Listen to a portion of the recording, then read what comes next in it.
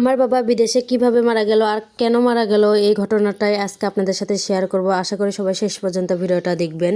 প্রথমে আসে আমার বাবা কিন্তু যখন আমরা অনেক ছোট, আমাদের বয়স যখন 3-4 বছর, তখন আমাদের 3 ভাই বোনকে রেখে আমার বাবা বিদেশে পাড়ি জমায়। অনেক ছোট তখন আমরা, তখন বাবা কি মা কি এগুলো কিন্তু আমরা অতটাও বুঝতাম না। শুধু বাবা মা ভালোবাসতে এতটুকুই জানতাম। কিন্তু ওই যে একটা বুদ্ধি, তখন আমাদের এই বুদ্ধি বয়সটা হয়েছিল না, তখনই আমার বাবা বিদেশ পাড়ি জমাইছিল আমাদের ভালো রাখার উদ্দেশ্যে। আমার আব্বু বিদেশ যাওয়ার পরে অনেক দিন ভালো ছিল। আমার বাবা কিন্তু অনেক বছর বিদেশ করছে, তাও 13-14 বছর। এই 13-14 বছরে আমার আম্মুকে আব্বু যাওয়ার পরে যখন আমার দাদি মারা যায়, আমার দাদিটা অনেক ভালো ছিল। আমার দাদি আমাদেরকে খুবই ভালোবাসতো, আমার আম্মুকে খুবই ভালোবাসতো। যেহেতু আমার দাদি মারা যায়, তার মধ্যেই আমার বাবা বিদেশ যাওয়ার কয়েক বছর পরে আমার দাদি মারা যায়। তারপরে আমার ফুফুরা যেহেতু ভালো ছিল না, আমার বাবা মারা যাওয়ার পরে আমার আম্মুকে আমার ফুফু একদিন ঘরের মধ্যে বন্দি করে রাখছিল আমার ছোট ভাইকে নিয়েই। মানে আমার ছোটো ভাই তখন দুধের বাচ্চা, তখন আমার আম্মুকে ঘরের মধ্যে বন্দি করে রাখছিল, খাবার দেয়নি, কিচ্ছু দেয়নি পুরাই একদিন। পরের দিন আমার মামা কেমন করে যেন খবর পাইছিল যে তারপরে বন্দি করে রাখছে। আমরা তো তখন অনেক ছোট, আমরা এগুলো আমাদের অতটা মনে ছিল না, পরে আম্মুর মুখ থেকে এগুলো শুনছিলাম। তারপরে মনে করেন যে ওই অবস্থায় আমার মামা আসে ঘরের চাবি নিয়ে, ফুফুর সাথে ঝগড়া করে আমার আম্মুকে বের করার পরে মামা আমার আম্মাকে নানি বাড়িতে নিয়ে যায়। নানি বাড়িতে, আমার নানির বাড়ির অবস্থা কিন্তু অনেক ভালো, কিন্তু তারা ওরকমভাবে টাকা পয়সা খরচ করতো না। আমার মামা আমাদের জন্য করতো, যেহেতু আমার বাবা বেঁচে ছিল তখন আমার বাবা টাকা পয়সা দিত, এজন্য আমাদের জন্য করতো, তাছাড়া কিন্তু সেও করতো না আমাদের জন্য। যাই হোক, আমার বাবা যেহেতু বিদেশ চলে গেছে, এই জন্য আমার ফুফুরা এই সুযোগটা পাইছিল আমার আম্মুকে বের করে দেওয়ার।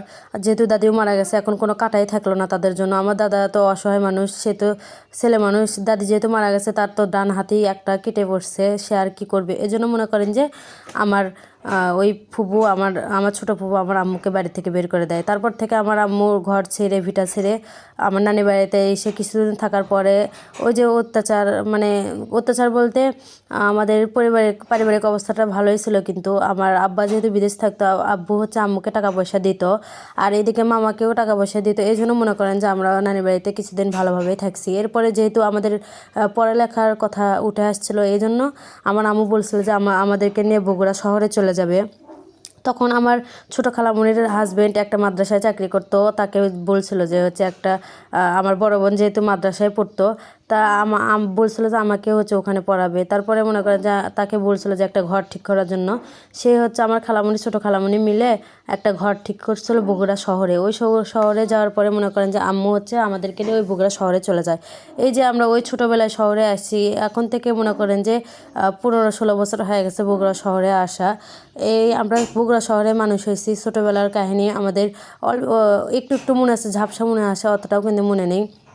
বিশ্বাস করেন, আমার ফুফুরা কয় ভাই বোন আমার কিন্তু এটাও মনে ছিল না, পরে আস্তে আস্তে জানতে পারছিলাম। তাহলে ভাবেন আমরা গ্রামে কতটুকু, মানে কতদিন থাকছে আর শহরে কতদিন থাকছে। আমার ফুফুরা কিন্তু 4 বোন না 5 বোন, আমার মনে পড়তেছে না এখন, কিন্তু আমাদের বিয়ে হয়ে গেছে, তবুও অতটা মনে নেই কয় বোন। কিন্তু আমার আব্বুরা ছিল 2 ভাই, মানে আমার আব্বুই বড় ছিল আমার ফুফুদের পরে। তারপরে মনে করেন যে আর আমার আব্বুর ছোট ভাই ছিল। আমার আব্বুটা অনেক ভালো মানুষ ছিল, আমার কাকাও অনেক ভালো মানুষ, কিন্তু ওই যে ফুফুরা ভালো না, এই জন্য মনে যেহেতু মা নেই, আমার কাকাও ওই জন্য কিছু বলতে পারতো না। তাদের বোনদের কথায় সব কিছু হইতো। আমার দাদা যতদিন বেঁচে ছিল, আমার দাদা তার মেয়েদের কথাই চলছে, কারণ মেয়েরা ছাড়া তো তার কোনো গতি নেই। আমরা তো শহরে ভাড়া থেকে আমাদের এখানে আসে, তো আর থাকতে পারবে না নিজের ভিটা মাটি ছেড়ে। তবুও প্রথম দাদার সাথে কথা বলতাম না, অনেক খারাপ লাগতো। মানে দাদার উপর রাগ ছিল যে আমাদেরকে বের করে দিল, কিন্তু দাদা কিছু বললো না। আবার আমাদের ঘর থেকে আলাদা করে দিল, এগুলোর জন্য অনেক মন খারাপ লাগতো। আম্মু যখন বলতো যে তোর দাদা আমাদের কোনো প্রতিবাদ করেনি, তখন আরও বেশি মন খারাপ লাগতো। এই জন্য দাদার সাথে কথা বলতাম না। তখন তো দাদা সুস্থ আসছিল না, দাদি বাড়ির যদি ঘুরতেও যাইতাম, কিন্তু আমরা তো ওই বাসায় যাইতাম না, আমাদের আরেকটা কাকার বাসায় যাইতাম। ওখান থেকে মনে করেন যে দাদা রাস্তায় দেখতাম, কিন্তু কথা বলতাম না, দাদা আমাদের দিক তাকিয়ে থাকতো। তখন এই জিনিসটা বুঝতাম না, আমরা আসলে ভুল করছি দাদার সাথে কথা না বলে। দাদার মনের মধ্যে কষ্ট কথা হয়তো বা কাউকে বলতে পারেনি, এই জন্য মনে করেন যে আমাদের দিক আমরা গেলে আমাদের দিক অঝরে তাকে থাকতো, তখন তো কথা বলতাম না। এরপর আস্তে আস্তে যখন দাদা অসুস্থ হয়ে গেল, আস্তে আস্তে যখন আমরা গ্রামের দিক যাওয়া শুরু করলাম, তারপর ভাবলাম যে না, দাদা ছাড়া তো আমাদের আর কেউ নেই। আমার বাবাও যেহেতু বেঁচে নেই, আমার দাদাই তো এখন সব কিছু। এই জন্য মনে করেন যে আমাদের যখন এখন জ্ঞান বুদ্ধি হইলো, একটু বিয়ের পরে ভাবলাম যে আসলে তো দাদা ছাড়া আমাদের কেউ নেই। তারপরে মনে করেন যে গ্রামে যাওয়ার পরে আমার দাদার সাথে কথাবার্তা বলতাম। দাদা অনেক খুশি হইতো। তখন কিন্তু অসুস্থ হয়ে গেছিলো, অত হাঁটাচলা করতে পারতো না। দাদা যখন অসুস্থ হয়ে গেল তখন মনের মধ্যে এত বেশি কষ্ট শুরু হয়ে গেল। কিন্তু আমার ফুবুরা কিন্তু, আমার ফুবু, আমার দাদা, তারপর কাকা, ওদেরকে কিন্তু ভালো একটা খাইতে দিত না। মানে খেউ খেউ করতো সবসময় আমার ওই ছোটো ফুবুটা। কাকার থেকে সব কাজ করে নিত, তাদের বাচ্চা কাচ্চার, তারপরে রান্না বান্নার সব কাজই প্রায় কাকা করতো।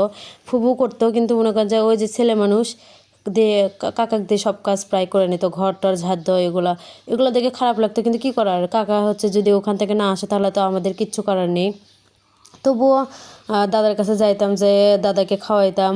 যখন আস্তে আস্তে দাদা বেশি অসুস্থ হয়ে গেল, ঘর থেকে বের হওয়ার পারলো না, তখন না নিজেদেরকে অনেক অপরাধী মনে হইতেছিল যে এটা আমরা কি করলাম, নিজের দাদার সাথে এগুলো করলাম। দাদি তো বেঁচে নেই, দাদি থাকলে তো আর এরকম করতে পারতো না, সে তো অসহায়।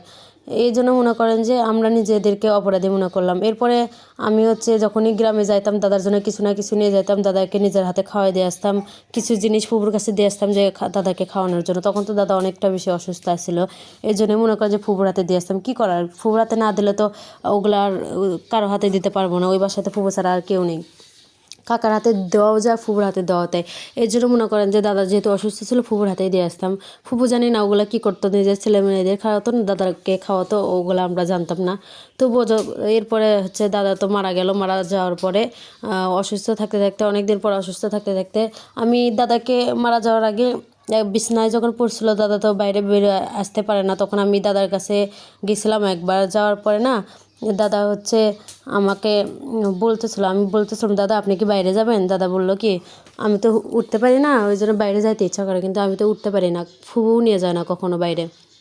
আমার দাদা কিন্তু সবসময় বাইরে হাঁটাচলা করতো, কিন্তু ওই মানুষ অসুস্থ হয়ে যাওয়ার পরে কিন্তু সে উঠান ছাড়া আর কোথাও যায়, মানে ফুবু তাকে উঠানের মধ্যে শুয়ে রাখতো আমার দাদাকে।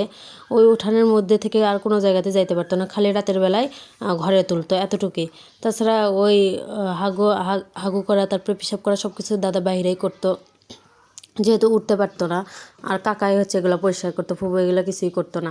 তারপরেও মনে করেন যে আমায় যাওয়ার আগে, মানে মারা যাওয়ার আগে দাদাকে একদিন বলছিলাম, দাদা মানে কান্না করেই বলছিলাম যে দাদা আমার বাবাও তো মারা গেল, আমরা তো ইতিম এখন, আপনিও এখন অনেক বেশি অসুস্থ, আমরা যদি কোনো ভুল করে থাকি তাহলে আমাদেরকে না মাফ করে দিন। আমার এই কথা শুনে বিশ্বাস করেন দাদা এত বেশি কান্না করছিল। এগুলো কথা বলতে বলতে আমারও অনেক বেশি খারাপ লাগতেছে, মানে আমারও চোখে পানি চলে আসতেছিলো। আমি যখন দাদাকে এই কথা বলছিলাম, দাদা অনেক মানে কান্না করতে, তো ফুপিয়ে ফুপিয়ে কান্না করতেছিল, জোরে তো কান্না করতে পারতেছিল না, তার মেয়ে ছিল ওইদিকে। তারপরে হচ্ছে দাদা চোখ দেখালে বেয়ে বেয়ে দেখে যে পানি পড়তেছিল। যেহেতু অসহায় মানুষ, তাকে যখন এই কথা বলছি, দাদা আমাদেরকে মাফ করে দেন আপনি, এই কথা যখনই বলছি, দাদা বিশ্বাস করেন এত বেশি চোখ দেখালে মনে হয় হিক পাড়ে পাড়ে কান্না করতেছিল। মানে তখন বুঝতেছিলাম যে তার বুকের মধ্যে যে কতটা পরিমাণ কষ্ট জমা ছিল। যদি ওই দিন আমি দাদাকে এরকমভাবে না বলতাম, তাহলে হয়তো বা আমি এগুলো অনুভবই করতাম না। আমার বাবা তো চলে গেছেই, তারপরে আমার বাবার যে বিষয়টা আমি আপনাদের সাথে আরেকটা ভিডিওতে শেয়ার করব। সব কথা তো আর একই ভিডিওতে শেয়ার করা যাবে না, কারণ এই 10 মিনিটের ভিডিওতে তো আর এত কিছু আপনাদের সাথে শেয়ার করতে পারবো না, পুরো মানুষের জীবন কাহিনীটা তো শেয়ার করতে পারবো না। যতটুকু বলা দরকার অতটুকু বলতেছি। আমাদের পারিবারিক বিষয় কিন্তু আমি আপনাদেরকে কোনো টাইমেই এগুলো কথা বলিনি, আমি ভিডিওর মাঝখানেও কোনো দিন এগুলো কথা বলিনি। অনেক মানুষই দেখি যে নিজের লাইফস্টাইল শেয়ার করে, কিন্তু আমি সবসময় এই যে কুকিং এগুলো শেয়ার করতাম আপনাদের সাথে, কখনো নিজেদের এই কষ্টের কথাগুলো শেয়ার করিনি। এরপর আসল কথায় ফিরে আসি আমার দাদার বিষয়ে। তখন মনে করেন যে দাদা এরকমভাবে কান্না করতেছিল যখন মাফ চাইছিলাম। আমার আম্মু তো আমার দাদার সাথে কথাই বলে না, এই জন্য মনে করেন যে আমাদের অনেক বেশি খারাপ লাগতো। আমরা তো শেষের দিকে কথা বলা শুরু করছিলাম, কিন্তু আমার মা কখনোই আমার দাদার সাথে যা কথা বলেনি, কিংবা বলেওনি যে আমাকে মাফ করে দিন, এগুলো কিচ্ছু বলেনি।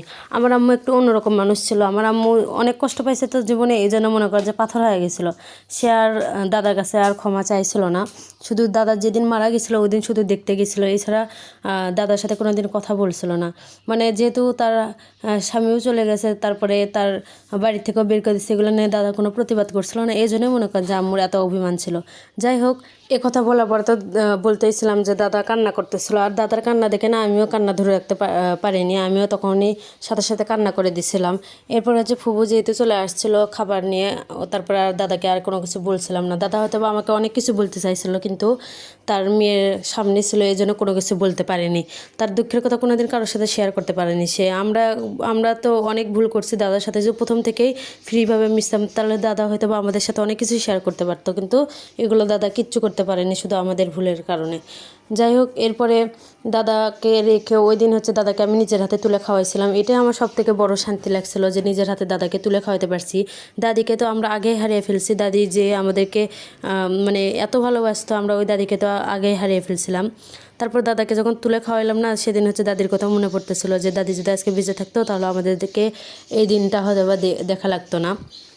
এরপরে দাদাকে আমি খাওয়ানোর পরে দাদাকে আমি কিছু জিনিস কিনে দিয়েছিলাম, খাবারের জিনিস। দাদার বলছিলাম যে কী কী খাবেন। দাদার অনেক কিছু খাইতে ইচ্ছা করতেছিল, কিন্তু সে তো অত বেশি কথা বলতে পারতেছিল না। তারপরে যতটুকু দরকার ততটুকু আমি তাকে খাওয়াইছিলাম, কিনে দিছিলাম। এরপরে মনে করেন যে আমার দাদা আমাকে বলছিল যে তোর আমাকে বলছিল, অসহায় কণ্ঠে বলছিল যে তুই আবার আসিস, এই কথা বলছিল। তা আমি বলছিলাম আচ্ছা দাদা, আমি আবার আসবো, আপনি চিন্তা করেন না। এরপরেও মনে করেন যে তারপরে তো দাদাকে রেখে সব জিনিসপত্র কিনে দেওয়ার পরে দাদাকে সেদিন একটু বাইরে নিয়ে গেছিলাম। বিশ্বাস করেন, দাদা বাইরে আসার পরে এত বেশি খুশি হয়েছিল, মনে হয় কি পুরো দুনিয়াটা দেখতেছিল বাইরে আসার পরে। জানি না ফুবু কতদিন ধরে দাদাকে ওই ইয়েতে উঠানের মধ্যে শুয়ে রাখছিল, বাইরে নিয়ে আসেনি, একমাত্র আল্লাহই ভালো জানে। আমি তো ওই দিন আমার কাকাকেও কিছু কথা বলছিলাম, কাকাকে বলছিলাম আচ্ছা আপনি না হয় দাদাকে আপনাদেরকে কোনো দিন ভালোবাসেনি, যখন দাদা কামাই করছে তখন কি আপনাদেরকে খাওয়ায়নি, এরকম অনেক কিছু কাকাকে বলছিলাম। কাকা মনে করেন যে দাদা একটু পেশাব করছিল, তাই দাদাকে গালিগালাজ করতেছিল। আমি তখন কাকাকে এরকম করে কষ্ট লাগছিল, আমার সামনে গাল পাড়তেছিল। এই জন্য পরে আমি কাকাকে বলছিলাম যে আপনাদেরকে কোনো দিন কি খাওয়ায়নি কষ্ট করে। এই জন্যই মনে করেন যে একটাই দুঃখ ছিল। যাই হোক, ওই দিন দাদাকে রেখে চলে আসলাম। দাদা চলে আসার পরে তার কিছুদিন পরে আমার দাদা পৃথিবী ছেড়ে চলে যায়। এরপরে তো আমরা দাদার লাশ দেখতে গেছিলাম। তারপর থেকে না ওই দাদি বাড়িতে আর যাইতে ইচ্ছা করে না, কারণ কি ওই বাড়িটা পুরা শ্মশান নীরবতা করে। ওই বাড়িতে যেহেতু দাদা নেই, কাকা আর ফুপু আছে, তাদের কাছে বেশি একটা যায় না এখন। পুরোপুরি যাওয়াই হয় না ব্যস্ততার কারণে। যেহেতু দাদাও মারা গেছে, এই জন্য মনে করে যে ব্যস্ততা মনে হয় আমাদেরকে আরও আঁকড়ে ধরছে। এর পরের আরেকটা ভিডিওতে আপনাদের সাথে আমার আব্বু কিভাবে মারা গেছে এটাই শেয়ার করবো। আজকে তো আব্বুর গল্প শেয়ার করতে গিয়ে আমার দাদার মানে আমাদের পারিবারিক গল্পটা একটু শেয়ার করলাম আপনাদের সাথে। আমাদের জীবনে অনেক দুঃখ কষ্ট আছে, যেগুলো আমরা কারো কাছে শেয়ার করি না, ভিডিওর মাঝখানে কখনো বলি না। আজকে আপনাদের সাথে একটু শেয়ার করলাম। অনেক বেশি মন হালকা লাগতেছিল, কারণ আমার আম্মু জীবনে অনেকটা পরিমাণ কষ্ট করছে। জীবনে আব্বু বিদেশ যাওয়ার পর থেকে আমরাও ছোটোবেলা থেকে অনেক বেশি কষ্ট করছিলাম। এখন তো দাদা নেই, এখন দেখার মতো আর কেউ নেই। যাই হোক, আজকের ভিডিওটা এই পর্যন্ত। সবাই ভালো থাকবেন, আল্লাহ হাফেজ।